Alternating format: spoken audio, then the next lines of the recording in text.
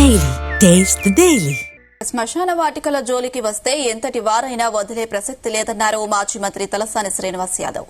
శ్మశాన వాటికను ఆక్రమించి నిర్మాణం చేపట్టారన్న సమాచారంతో బన్సీలాల్పేటలో కుర్మ సంఘం శ్మశాన వాటికను ఆయన సందర్శించారు.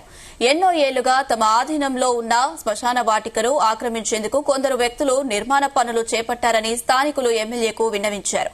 ఈ సందర్భంగా శ్మశాన వాటిక జోలికి వచ్చిన వారిపై అవసరమైతే క్రిమినల్ కేసులు నమోదు చేయాలని పోలీసులు అధికారులను ఆదేశించారు.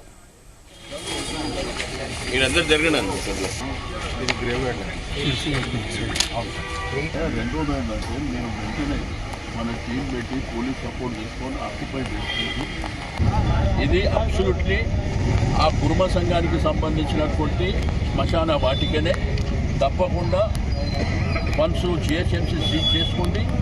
ఆ తర్వాత రెవెన్యూ డిపార్ట్మెంట్ వాళ్ళు కేసు వీలైన తొందరగా క్లియర్ కాగానే ఆ శ్మశాన వాటిక కావాల్సినటువంటి ఏవైతే ఫెసిలిటీస్ కానీ అవసరాలు, కొంత వాటర్ అవసరం ఉంటుంది, కొంత కన్స్ట్రక్షన్, అవన్నీ కూడా నేనే కట్టిస్తా అని చెప్పిన ఎట్టి పరిస్థితుల్లో కూడా దాన్ని వదిలిపెట్టే సమస్య.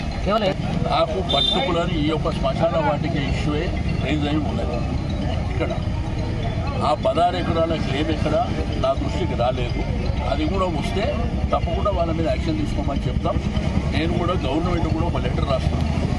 నాకేంటంటే ఏదైనా కానీ సీరియస్గా తీసుకునేటప్పుడు దాని పర్టికులర్స్ కావాలి.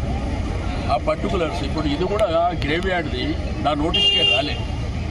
వచ్చిన తర్వాత నేను వెంటనే రెస్పాండ్ కావడము, ఇక్కడికి విజిట్కి వస్తా అని చెప్పడము. రెండోది ఏంటంటే అది ఈ కుర్మ సంఘానికి సంబంధించినటువంటి శ్మశాన వాటికనే 100% తప్పకుండా దాన్ని వాళ్ళకి హ్యాండ్ ఓవర్ చేస్తాం. ఇక ఫర్దర్గా మీరు అడిగింది వాళ్ళు ఏమైనా రికార్డ్స్ ఇక్కడ తీసుకొని వస్తే తప్పకుండా దాని మీద కూడా ఫైట్ సార్. ఇప్పటి వరకు కూడా మారోడి సామాజిక వర్గానికి చెందిన వాళ్ళు ఇది కబ్జా ఎవరున్నా వదిలిపెట్టే సమస్యనే లేదా. ఎవరైనా కానీ ఇప్పుడు మనుషులకు బొందల గడ్డలు గ్రేవ్ యార్డ్లే దొరుకుతలేవు. ఉన్న గ్రేవ్ యార్డ్లు బొందల గడ్డలు ఇష్టం ఉన్నట్టు ఎవడు పడితే వాడు కబ్జాలు చేసుకుని ఎవడు పడితే వాడు చేసుకుంటామంటే ఎవరు వదిలిపెట్టారు. దాని వెనుక ఎవరున్నా నేను క్లియర్గా చెప్తున్నా మీ టీవీ ముంగట్టి, దీన్ని ఈ రోజు నుంచి సీజ్ చేయడమే కాకుండా దీన్ని ఎట్టి పరిస్థితుల కన్స్ట్రక్షన్కు అలౌ చేయమని చెప్తున్నాం. ఒకటి.